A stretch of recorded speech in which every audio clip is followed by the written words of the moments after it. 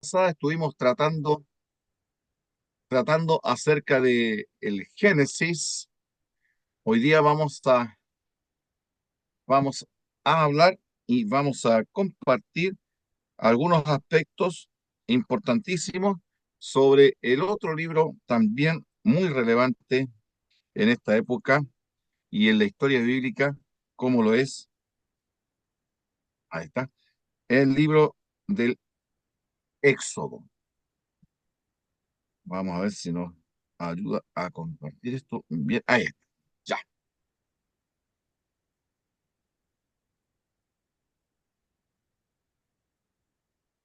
ahí está.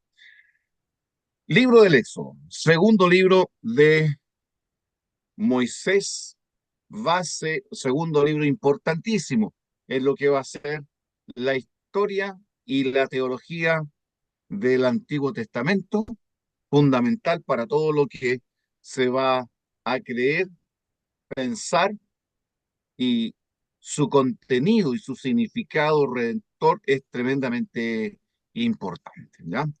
El libro del Éxodo narra los grandes eventos, especialmente como su nombre lo dice, la salida, la liberación de la esclavitud de Israel en Egipto por medio de la mano poderosa de Dios, con la manifestación impresionante de poder de Dios para influir sobre la, las naciones de aquel tiempo, especialmente sobre Egipto, y eh, liberar a su pueblo y hacer de él la nación que Dios tenía planificado y que había prometido desde Abraham en adelante. Nos va a hablar de su travesía en el desierto, sus éxitos, sus fracasos, la obra de cómo Dios lo va preparando a este pueblo para llegar a ser un pueblo especial. Se relatan también estos en el libro en dos acontecimientos los más significativos de esta travesía en el Éxodo, que es una, después de salir, por supuesto el icono más espectacular es cómo Dios saca a Israel de Egipto. Eso es indudablemente la salida de Egipto, la liberación de Egipto, es un punto trascendente dentro de la teología y dentro del mensaje, no solo del Éxodo, sino de todo el Antiguo Testamento e incluso del Nuevo Testamento, porque la salida, la salida de Israel de Egipto se vuelve el ícono, el símbolo más especial, más maravilloso para describir lo que Cristo hizo en la cruz del Calvario para liberarnos a los seres humanos de nuestro Egipto espiritual, que era el pecado. Cristo también nos libera, también nos saca del dominio de las fuerzas del mal donde estábamos esclavizados y sujetos a muerte, y nos saca por medio de un acto de sacrificio, como ocurre en Egipto con Israel cuando tuvieron que sacrificar ese cordero y pintar el dintel de sus puertas. Así también la sangre de Cristo pasa a ser el punto crucial en la liberación que Dios ha dado a la humanidad de la esclavitud del pecado. Por lo tanto, es algo maravilloso cuando uno compara el acto redentor de la cruz con el acto también liberador de Egipto, del pueblo de Israel. También se relatan dos eventos que, como decimos aquí, de la travesía, que es la entrega de la ley de Dios al pueblo y toda la norma, el conjunto de normas que forman la Torá, que entre paréntesis, hablando de educación, mis hermanos, Torá, más que simplemente ley en el sentido frío de entregarle una norma, como si Dios le dijera, ahí tienes un conjunto, una lista de normas, a ti te queda simplemente obedecerlas y listo, hazlo y vivirás. No, no es ese el sentido cuando describimos el concepto de Torah. La palabra Torah viene de yaraj, que significa educar, instruir, preparar, formar. La Torá tiene ese sentido. La Torá es cierto que tiene un sentido global de ley, pero más que una ley es la instrucción, es la formación, es la educación y la instrucción que Dios le está dando a su pueblo.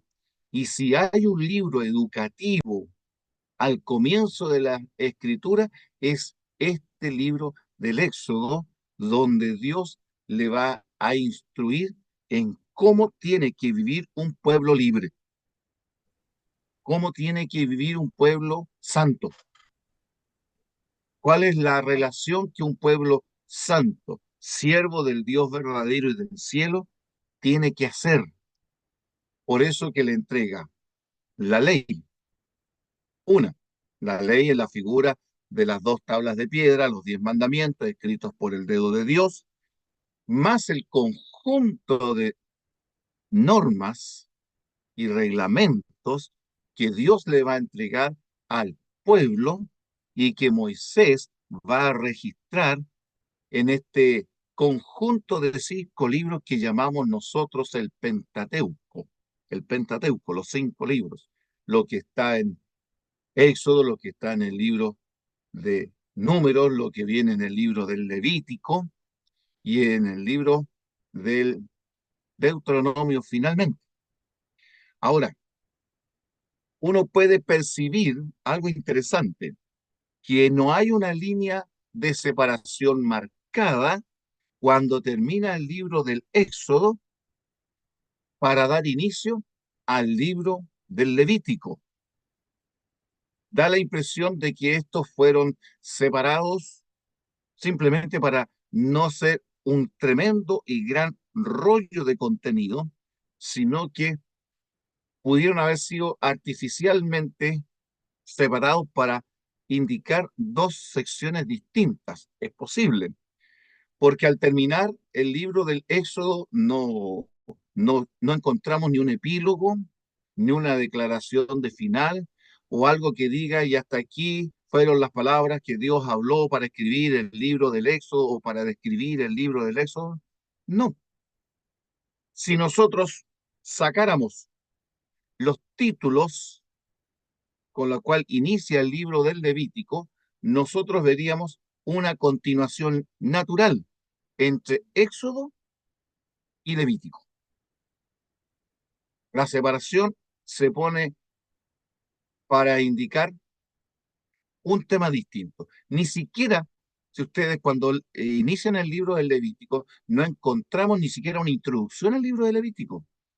No se indica, y este es el tercer libro que Moisés, siervo de Dios, escribe o le fue revelado. No, no aparece eso.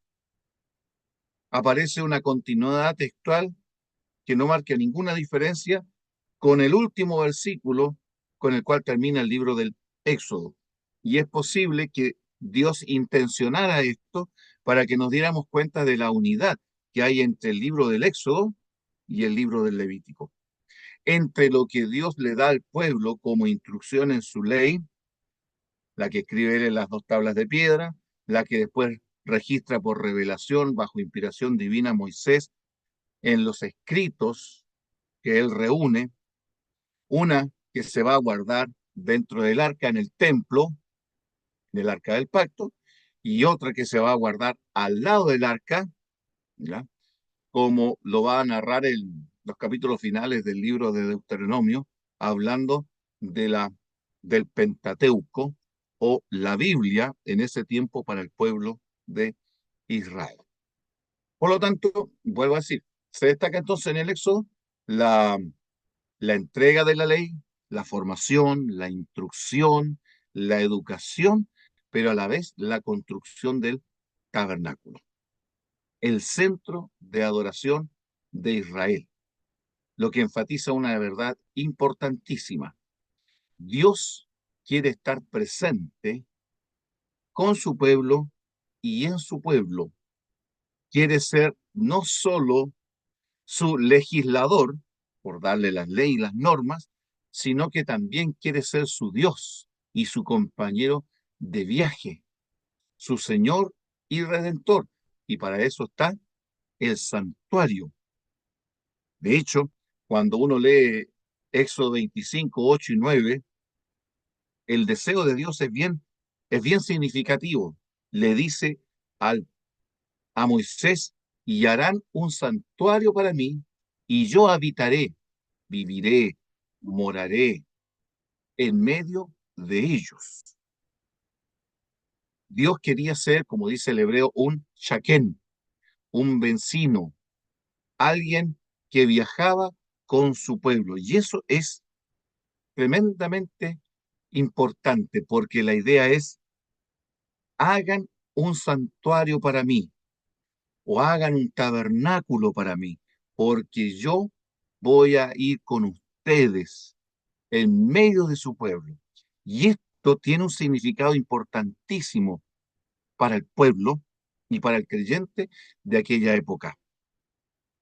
En en la mentalidad de los dioses de Egipto, donde habían estado los israelitas viendo y escuchando una cantidad de cosas respecto a muchísimos dioses, estos, muchos de ellos estaban separados, no tenían contacto con los seres humanos, vivían aislados, en esferas y mundos diferentes.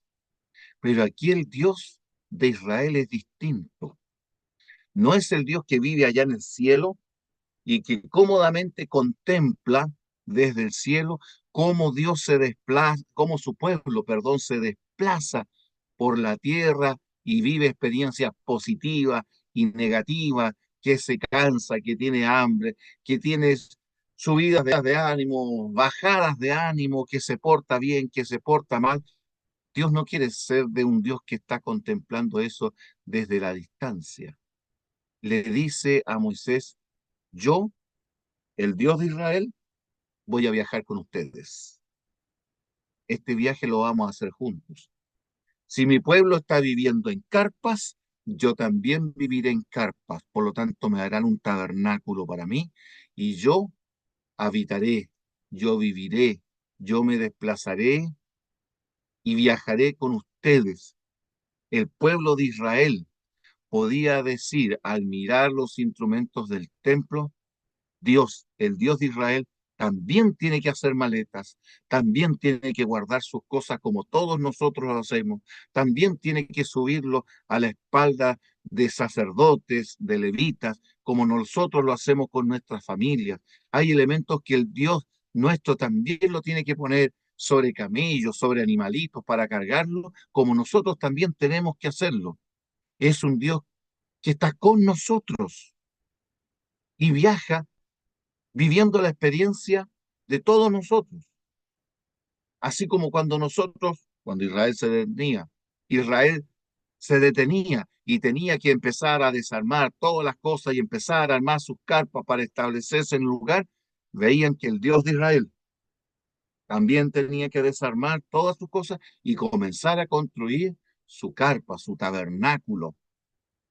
Y el israelita podía, en el tiempo en que estaban estacionados en algún lugar, mirar que en el centro del campamento, el principal habitante que estaba con ellos era Dios mismo, en el tabernáculo, donde ellos iban a adorar, iban a presentar sus ofrendas de gratitud, su pedido de perdón a un Dios que estaba con ellos.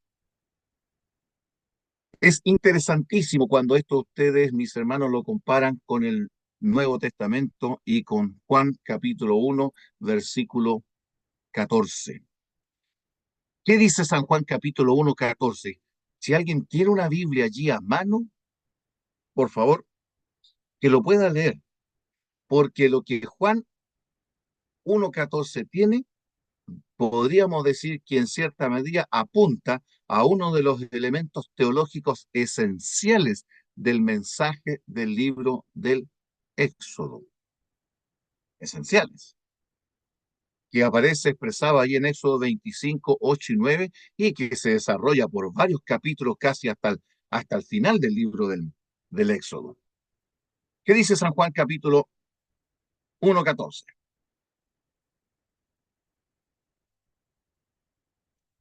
¿Alguien lo ha encontrado que lo pueda compartir?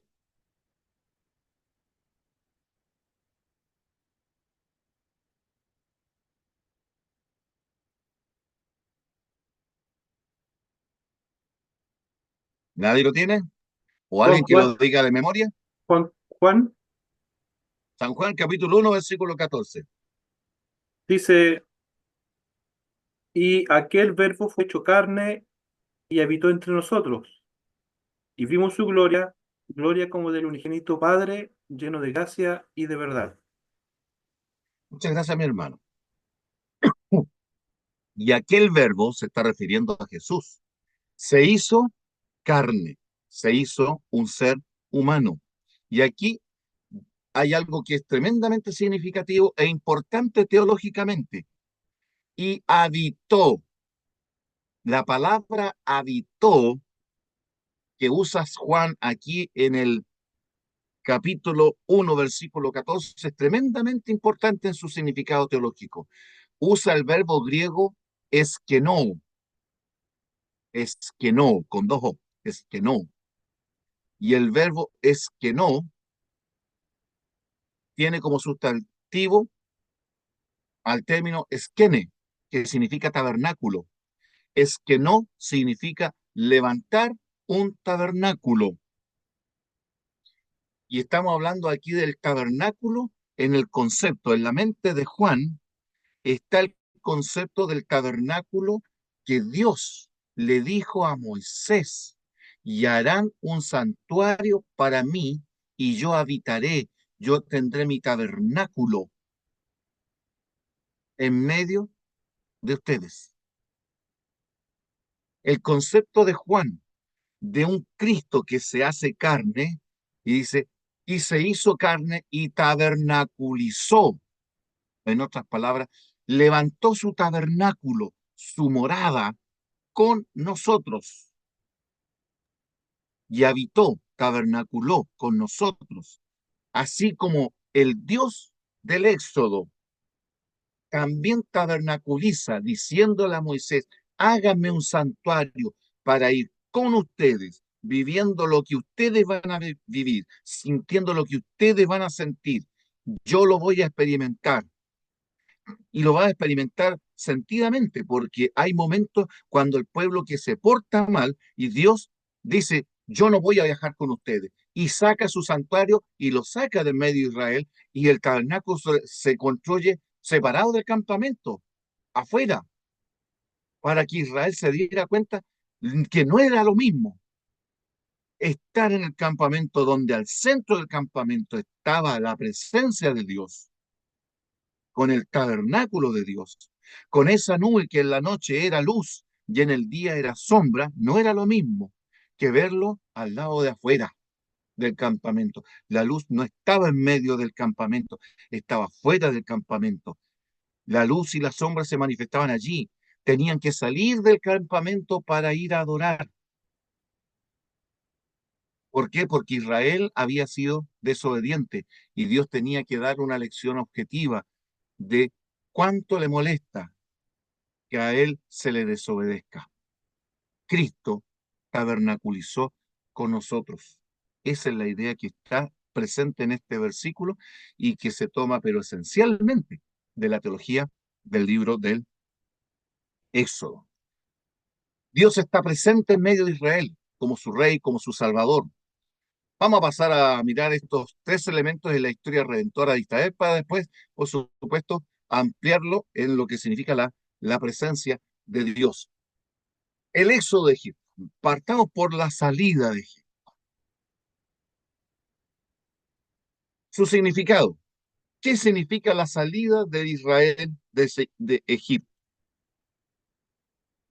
Debido al evento mismo, así como por su reverberación o su eco, su repetición a lo largo del canon o a través de todo el Antiguo Testamento, incluso del Nuevo, resulta claro que el Éxodo fue el mayor acto, y esto yo lo destaco, el mayor acto de salvación de Dios en el Antiguo Testamento. Los profetas lo van a repetir, pero decenas, quizás centenares de veces, que Dios con mano fuerte nos sacó de Egipto, nos sacó de casa de servidumbre. Por lo tanto, es el acto más trascendental, más grande y más glorioso que Israel recuerda y tiene que recordar de que Dios con mano poderosa lo saca de Egipto. Si este acto es simplemente un pálido reflejo del acto de Cristo de sacarnos de la casa de servidumbre de Satanás, del pecado y de la muerte, imagínense que el único acto que supera con creces el acto del éxodo es la liberación de la cruz, mis hermanos. Es el acto de la cruz. Por lo tanto, un buen profesor, un buen teólogo, un buen predicador sabrá que en esos dos eventos hay un significado tan maravilloso teológicamente en cuanto a la redención, la salvación, el establecimiento de su pueblo, el desarrollo del plan de la salvación, la concreción del evangelio, que estos dos elementos no va a dejar, nunca los va a separar, nunca va a dejar a uno en desmedro del otro, sino que los combina y ambos arrojan luz, el uno sobre el otro. Y hablando como educadores, mis hermanos, ya que hablamos aquí de esto como del tema de educación, vinculándolo aquí con una presentación del Antiguo Testamento y su panorama.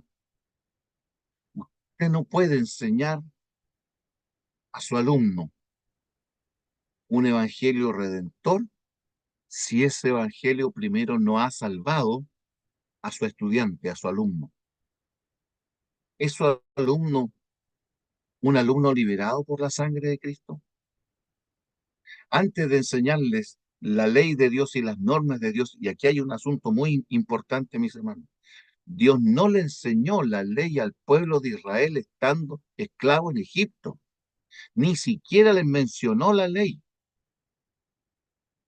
¿Cómo le va a hablar de ley a un pueblo esclavo, sometido, sin posibilidad de reaccionar en nada? No, Dios primero tiene que sacarlo, le da la instrucción para liberarlo, libera al pueblo, y después que libera al pueblo, ahora un pueblo libre, ahora sí puede recibir las instrucciones de Dios, puede ser educado, puede ser formado, moldeado. Imagínense ustedes el acto de Dios cuando creó a Adán y Eva con sus manos y dándole forma a ese lodo, a ese barro, para crear a Adán y Eva. Pero ahora imagínense en las manos de Dios el pueblo de Israel. Lo saca de Egipto y una vez que está fuera de Egipto, durante el éxodo le va dando forma, va moldeando a su pueblo, lo va convirtiendo en lo que él quiere que sea para su gloria y para bendición del mundo, ¿ya? Por lo tanto, es cierto, estamos hablando del acto más impresionante del, de toda la historia del Antiguo Testamento, el evento más grande después, inmediatamente después de la cruz, es el acto de liberación del pueblo de Egipto, ¿ya? Después, como dice allí, después de todo, el pueblo de los israelitas era el pueblo escogido de Dios y estaba viviendo en condiciones opresivas en Egipto. Eran tratados como esclavos, explotados como obra de mano barata. Da lo mismo que se muriera un israelita. El egipcio tenía más valor a que se le muriera un caballo, un buey, a que se le muriera un esclavo hebreo, sin valor. El faraón no tenía ningún problema en decir, vayan y arrojen los niños, las pequeñas criaturas de los israelitas, bótenlos ahí al Nilo para que sean muertos, los devoren los animales que hay a orilla del río, o que sean muertos a espada. Ahora sí, estos creen que son ociosos cuando pedían salir a adorar a Dios como le pidió Moisés. Dijo, ah, Faraón, estos son unos flojos, no les lleven paja, que vayan a buscar la paja, pero la cantidad de ladrillos y de obra que tienen que hacer será la misma, o sea, cada vez más opresivo. Eso sucede, mis hermanos, con el pecado. Para Satanás y para el pecado no tenemos valor. Su objetivo es matarnos, destruirnos, convertirnos en nada, que no seamos liberados por Dios, que no encontremos el Evangelio, que llevemos una vida miserable y que muramos en esas miserias. Hay indicios en el texto de que Israel había olvidado en cierta medida a Dios durante su estada en Egipto, pero que Dios no los había olvidado a él. Eso es cierto. Nunca se olvidó de su pueblo. Dios, yo me puedo olvidar de Dios, pero Él nunca se olvida de mí. Eso qué maravilloso es, mis hermanos, saber que Dios no te olvida, ¿no? En concreto, recordaba, por supuesto, ahí lo tenemos. ¿Qué recordaba Dios? Su compromiso con Abraham. Génesis capítulo 12, versículos 1 al 3 y versículo 15 y versículo 17. Y haré de ti una gran nación, que estarían esclavos, pero que volverían, en el que prometió al patriarca numerosos descendientes y una tierra propia. Y a esta tierra le dijo a Abraham, la daré a ti y a tu descendencia para siempre. Los israelitas en un principio llegaron a Egipto en cumplimiento de una promesa, ya que la permanencia en Palestina en tiempo de Jacob y José hubiera resultado en muerte y hambruna. Pero en la época en que se enmarca el Éxodo, como lo estamos viendo, había una generación de egipcios que no sabían de José. ¿Por qué no sabían de José? Se cree históricamente porque José y Jacob habían entrado a Egipto mientras los egipcios eran dominados por una nación extranjera, que eran los Ixos, que se habían vuelto como cultura egipcia, pero era un pueblo Ixo. Y cuando los egipcios se liberaron de los Ixos, consideraron al pueblo de Israel peligroso y a ellos no les importó recordar que el Dios de los hebreos había salvado no solo a los Ixos, sino a ellos también, cuando en medio de la hambruna José proveyó sustento y supervivencia. Pues bien, Dios protegió la vida también del futuro libertador de Moisés en medio de los peligros de la infancia. Moisés simplemente debía haber sido muerto, pero su madre y su familia lo protegieron y Dios le preparó un camino para convertir a Moisés en ese libertador que él ya estaba proyectando para sacar a su pueblo. Como dice la promesa del profeta, de Egipto llamé a mi hijo. Es cierto que el Nuevo Testamento se lo aplica a Jesús, pero en primera instancia Dios consideraba a Israel su hijo y había que llamarlo, había que sacarlo. No solo protegió la vida de Moisés, sino que lo hizo de tal modo que Moisés fue criado bajo las barbas del mismo faraón. Éxodo 22, versículos 5 al 7. Y Dios utilizó a Moisés, por supuesto, para sacar a Israel de esa esclavitud egipcia y hacer de él un pueblo distinto. ¿Qué nos dice también la enseñanza del Éxodo? Que es Dios quien salva a su pueblo de la esclavitud. Y puede verse tanto en los relatos de las plagas como en la milagrosa liberación frente al ejército del faraón al dividir el mar Rojo. Y los israelitas pasaron en seco.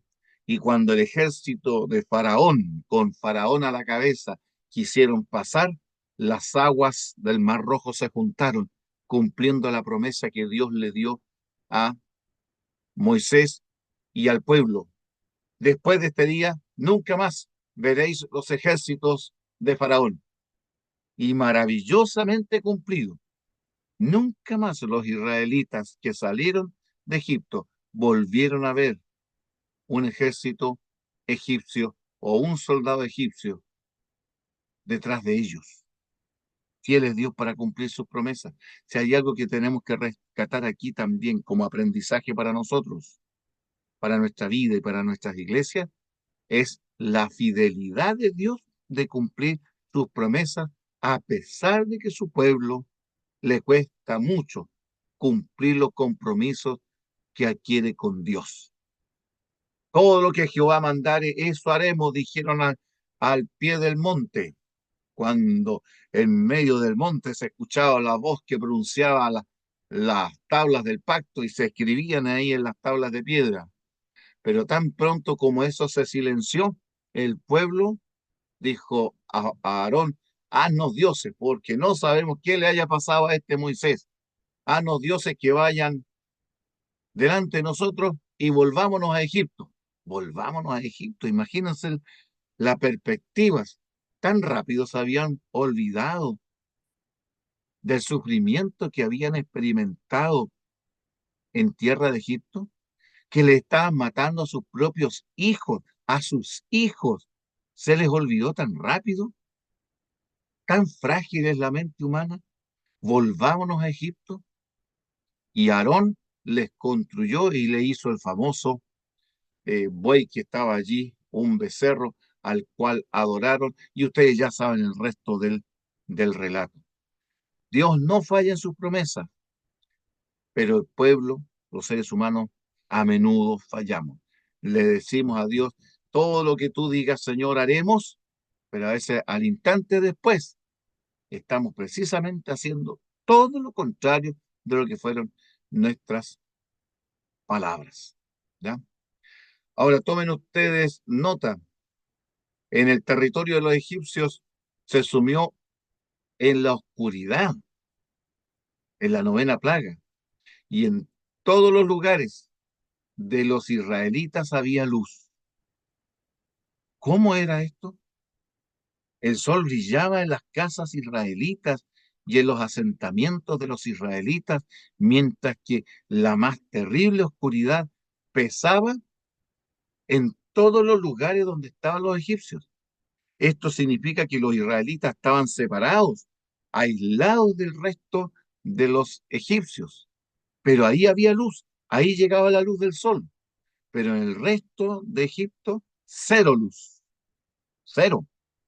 Era evidente la manifestación del poder de Dios. Y aquí otra vez la aplicación, hermanos.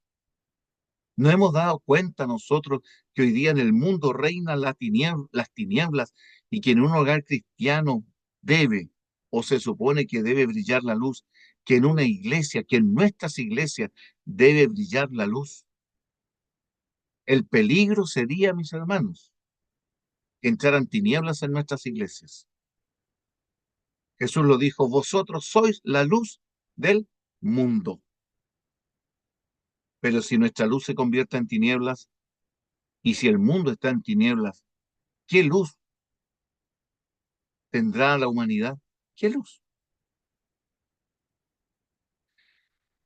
Ahora, más significativo aún, es la diferenciación que hace Dios en la 10ª plaga al dar muerte a los primogénitos, evento que conmemora la celebración de la Pascua, capítulo 12, y después la Pascua sería conmemorada y sería el evento que anunciaría la muerte del Señor Jesucristo para salvación de la humanidad.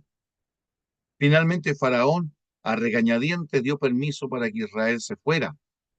Cuando Moisés le había solicitado por primera vez al faraón permiso para abandonar Egipto, el faraón había respondido afirmando: aquí está la presunción que hace hoy día el mundo. Hoy día el mundo dice estas palabras a través de sus ideas políticas, científicas: ni conozco a Jehová o al Señor, ni voy a dejar que Israel se vaya.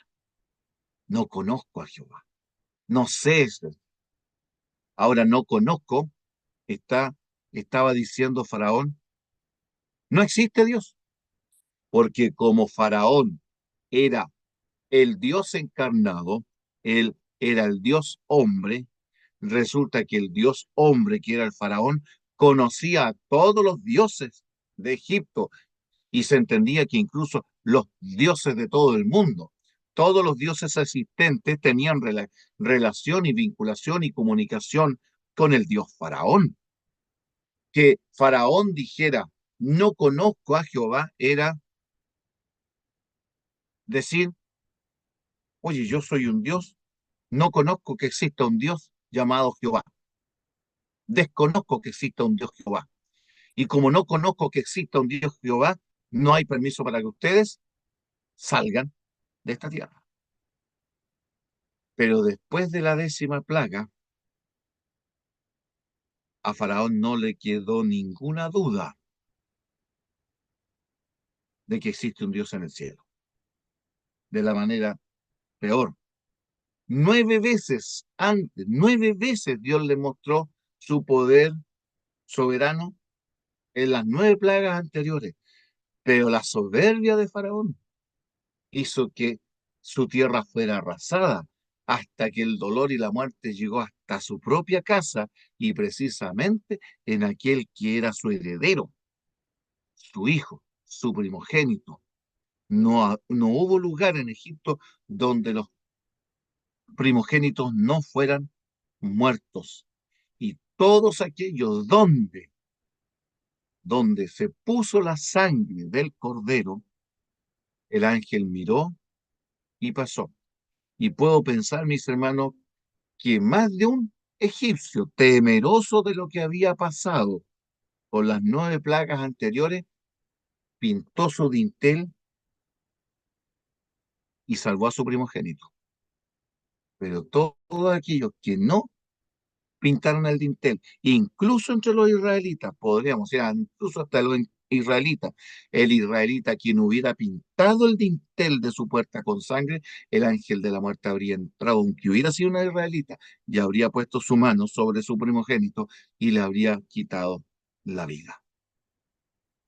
Entonces, mis hermanos, a pesar del permiso de Faraón para que Israel se fuera, después de haber experimentado a regañadientes la situación con con su propio hijo, otra vez se volvió soberbio y convocó a su ejército para perseguirlos hasta el Mar Rojo.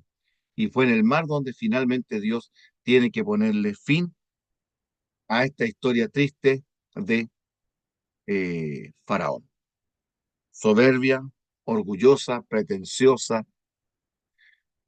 vergonzosa, porque muere junto con su ejército cubierto por las aguas del Mar Rojo. Finalmente Dios tiene que hacer que el mismo Faraón muera y demostrar que Faraón no era más que un simple, orgulloso y soberbio mortal y que no era nada ante el gran Dios del cielo, el Dios de Israel. Así que ahí tenemos el cántico de liberación en Éxodo 15, que después se repite en el Salmo 77. Fue entonces que Dios, de manera explícita, se manifestó por primera vez como el gran guerrero divino. Este es un concepto maravilloso, mis hermanos, del guerrero divino. El Dios que lucha y pelea por su pueblo, que hace la guerra, que lo defiende. Y vamos a tener este concepto yendo de lugar en lugar y de momento en momento a través del concepto del guerrero divino y de las luchas bajo la égida de Jehová. Dios no es un Dios asesino.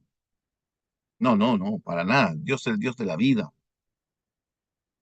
Pero el guerrero divino siempre se va a manifestar en defensa de su pueblo cuando amenazan a sus hijos, cuando quieren destruir a sus hijos. No hay nada que le ofenda tanto a Dios como aquel que intenta dañar a aquellos que Él ama. Y Él será el guerrero en defensa de su pueblo. Y por eso que Dios le dice a su pueblo que ellos esperaran y vieran cómo Él iba a sacar a todas las naciones de delante de ellos en Canaán. Pero ahí falló Israel. Y como fallaron, Dios tuvo que cambiar las condiciones y tuvo que decirle al pueblo, ya ustedes no quisieron que yo lo hiciera por mi cuenta, ahora ustedes van a ir, pero van a ir conmigo. Y ustedes van a tener que luchar ahora de ciudad en ciudad para echar a estos cananeos recalcitrantes, corrompidos, llenos de maldad, que habiendo escuchado lo que había pasado con Egipto, no tuvieron temor de Dios y no tuvieron temor de Israel, sino que creyeron que se podían levantar en contra del pueblo elegido por Dios y fracasaron. ¿Ya? Ahí tenemos un testimonio del Dios guerrero. Éxodo 15, 3 y 4 nos dicen, el Señor o Jehová es un guerrero, una traducción más literal. Su nombre es el Señor o su nombre es Jehová. El Señor arrojó al mar los carros y el ejército de Faraón. Los oficiales egipcios se ahogaron en el mar Rojo. Cuando esto uno lo lee, mis hermanos, uno tiene que preguntarse, ¿de qué tamaño es el Jehová en el cual hoy día los cristianos creemos? ¿De qué tamaño es? Cuando vemos hoy día cristianos que ante la menor situación complicada vacilan en su fe, retroceden, dudan de Dios, dudan si existe, dudan si se manifiesta o no, si tiene poder o no tiene poder. Si Dios no manifiesta su poder como en esta época, mis hermanos, no es porque Dios perdió su poder. No, en absoluto no, un rotundo no. Lo que se ha perdido es la fe del pueblo en el poderoso y maravilloso y grandioso y omnipotente poder del Dios de Israel. Eso es lo que hemos perdido. Dios no puede manifestarse en un lugar donde no está presente una poderosa fe. Fe, mis hermanos, fe. Una fe consecuente, consecuente con la obediencia a Dios. No confundamos fe con presunción. La presunción es creer que yo digo, no, si Dios me va a proteger y me aseguro que Dios me va a proteger, pero yo no obedezco a Dios, no hago su voluntad, ni me manifiesto en una vida de santidad como Él pide, pero yo creo que Dios va a manifestarse y si no se manifiesta, ahí empezamos a dudar de Dios. Y creemos que el problema estaba en Dios. No, el problema no está en Dios, el problema está en nosotros. Tú y yo necesitamos primero tener una vida consecuente con los principios del Evangelio. Y esa vida consecuente tiene que ser una vida llena de santidad, de gracia y de fe. Y con esa fe, orar a Dios y darnos cuenta que el Dios de hoy, del año 2024, es el mismo Dios que en el año 1445 antes de Cristo abrió con su mano el mar rojo para que el pueblo de Dios pasara en seco. Fue el que sacudió a Egipto con 10 plagas, porque Dios es poderoso. Estamos enseñando el poder de Dios en nuestros púlpitos, en nuestras iglesias. Educamos a nuestros alumnos, pequeños o grandes, en el poder de Dios, pero en el poder de Dios que reacciona frente a un pueblo que ora, que se humilla delante de Él, que es humilde, que se arrepiente de sus pecados y que vive un camino de santidad. El Señor es el guerrero de su pueblo hoy, tal y como lo fue en el Éxodo. Y como se mencionó antes, la liberación del Éxodo fue crucial en la identificación de Israel como el pueblo de Dios. El significado del evento se ve con claridad en la forma en que el tema del Éxodo se vuelve a aplicar a través de todo el Antiguo y Nuevo Testamento. Es en realidad un acto de salvación y se convierte en esencia y paradigma de las futuras liberaciones de Dios. Esto se contata sobre todos los profetas, quienes anticiparon el cautiverio babilónico y la restauración final de Israel. En las mentes de los profetas, en el cautiverio de Babilonia, iba a ser un segundo cautiverio, como un segundo cautiverio egipcio, pero debido a la desobediencia de Israel, que en última instancia tendría una continuación en un viaje largo y difícil por el desierto hasta la tierra prometida. Y ejemplos de esa comparación lo vamos a ver en Isaías 35, en Isaías 40, en Isaías 43 y en Oseas capítulo 2. Se volvió paradigmático el éxodo. De hecho, esa restauración se dio, por supuesto, después que Ciro da su decreto para que el pueblo vuelva luego que Babilonia cayera.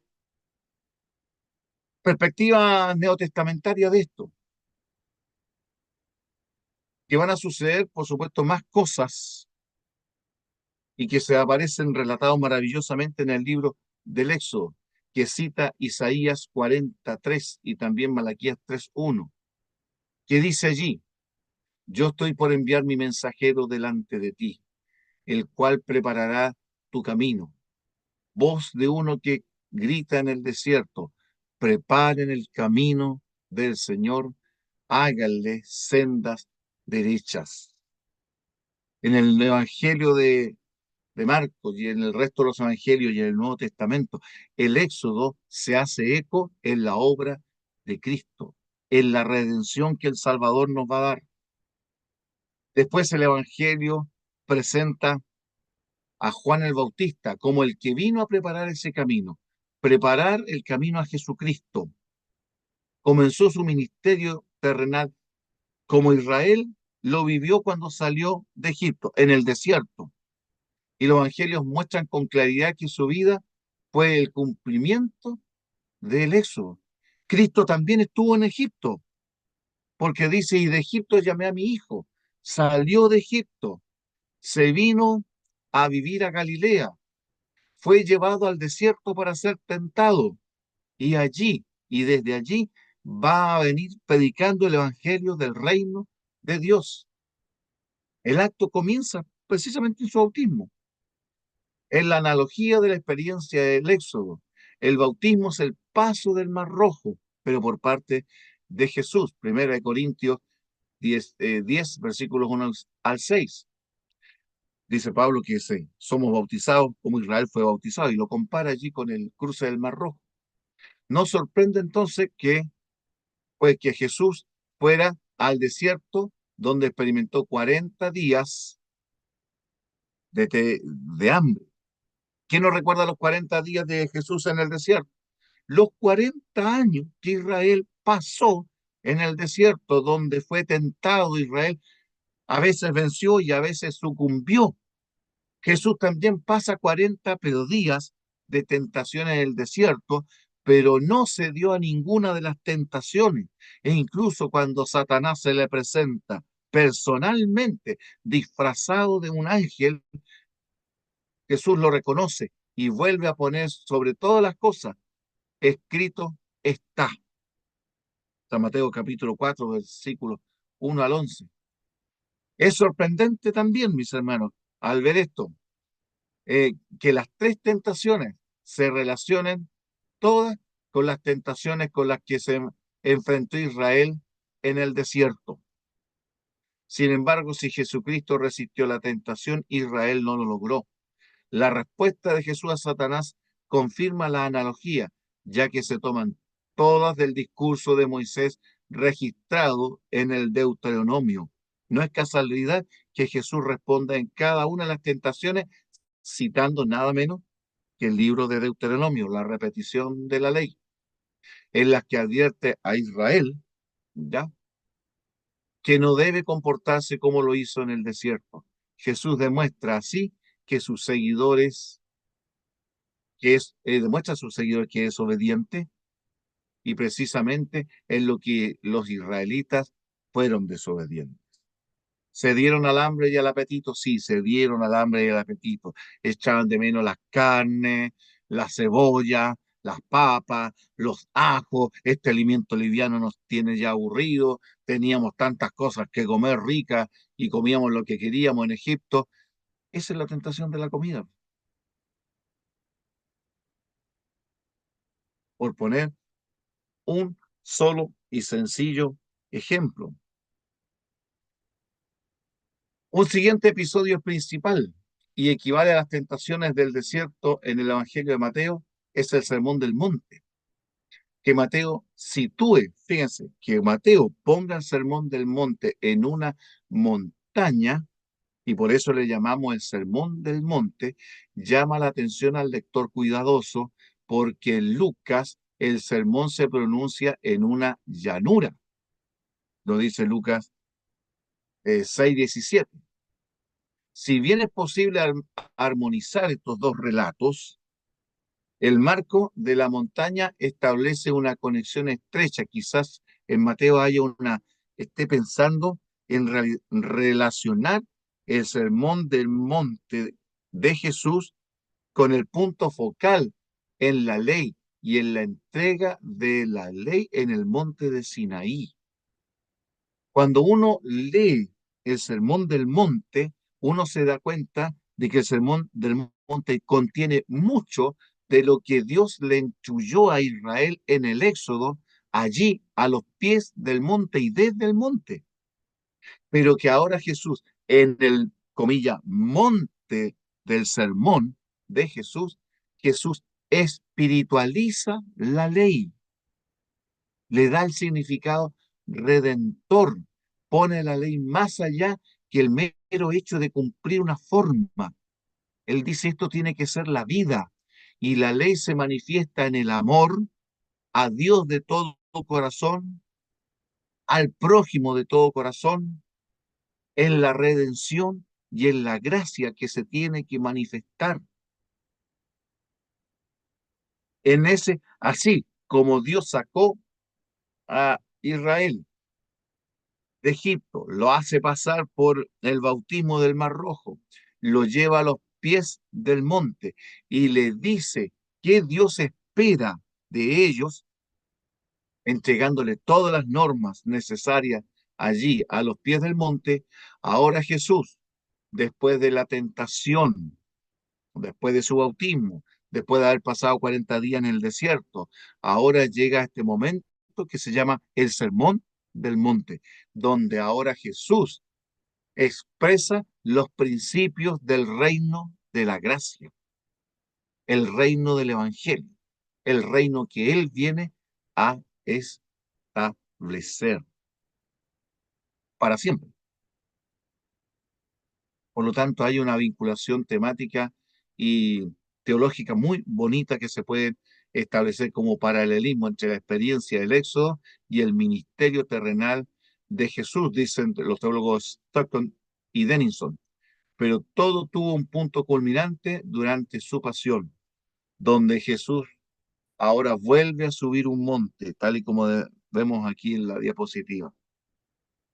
Subió a Jesús a la Pascua establecida allí en Egipto, celebrada y detallada a los pies del Sinaí, indicada en las leyes del ritual del Levítico y del santuario, que señalan hacia la liberación de Egipto, como también hacia el futuro a la liberación del pecado.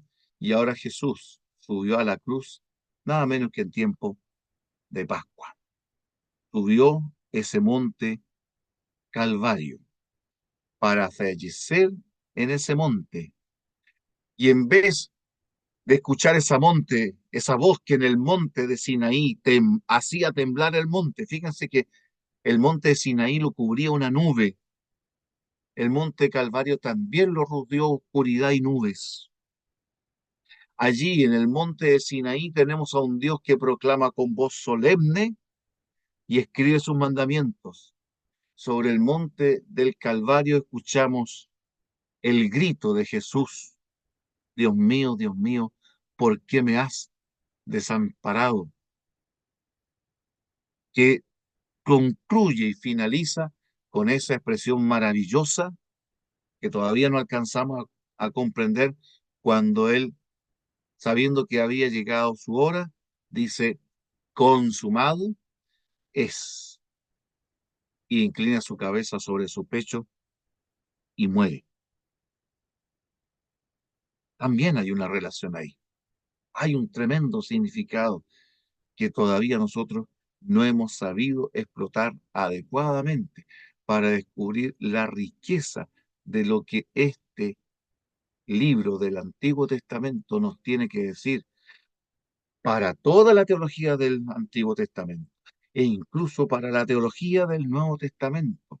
Mucho de la teología del Nuevo Testamento tiene su base en el libro del Éxodo, mis hermanos, y nosotros necesitamos tener ese conocimiento y procurar imbuirnos de este conocimiento. Por eso que los libritos que les estoy compartiendo, mis hermanos, yo valoraría mucho que ustedes los leyeran, porque van a tener un crecimiento y una sabiduría un poco mejor, mayor, por decirlo, más elementos con los cuales ustedes comprender mejor el plan de Dios para su pueblo.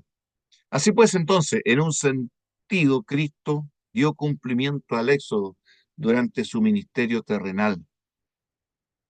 En otro sentido, los cristianos en la actualidad experimentan la vida como una travesía del desierto mirando hacia el futuro, al descanso que se producirá al final del Éxodo, como dice Hebreos 3, versículo 7 al 4:13, cuando habla allí del reposo que Dios quiere dar a su pueblo.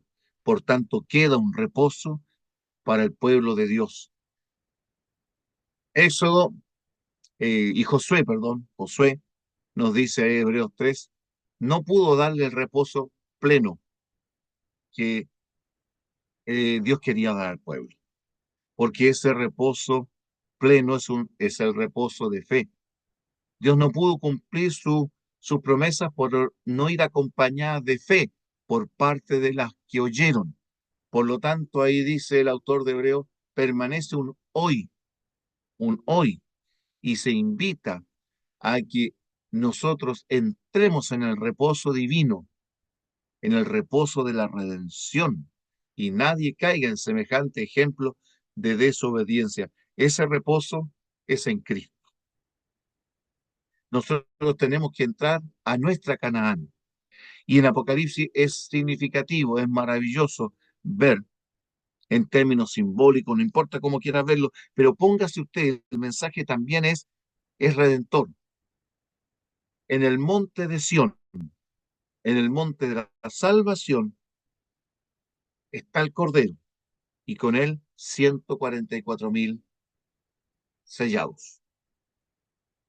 Quizás en esa imagen, que podemos discutir cómo poder interpretarlo. Uno dice son judíos, otros dicen no son judíos, pero aquí hay un mensaje. ¿Cuál es el mensaje redentor? Y tú y yo estamos llamados a encontrarnos con nuestro Redentor también en el monte de la salvación, en el monte de Sión. Que Dios nos permita que eso se haga realidad, mis hermanos. Tenemos que entrar en nuestra tierra de Canaán celestial. Como menciona el libro de Hebreos, muchos murieron en la fe, sin recibir lo que esperaban. Mostraron que no tenían patria, que eran aventureros y advenedizos, los sin patria en esta tierra, porque miraban hacia una Jerusalén celestial, hacia una patria celestial. Y eso es lo que nosotros debemos ver ahora, mirar a esa patria celestial y hacer que nuestros alumnos, mis hermanos, sus estudiantes, sus feligreses, sus hermanos en la fe, miremos hacia la Canaán celestial. Tenemos que, como dice ese himno, nos veremos junto al río, ¿cierto? Nos veremos junto al río. Crucemos ese río Jordán y entremos en la Canaán celestial. Si Israel de antiguo pudo hacerlo, con mayor razón lo podremos hacer nosotros, los que hemos creído en Cristo Jesús. Que Dios les bendiga, mis hermanos, y gracias por haber estado en esta hora participando de esta clase. No sé si alguien tiene algún comentario que hacer, alguna pregunta del tema que hemos tratado en esta hora.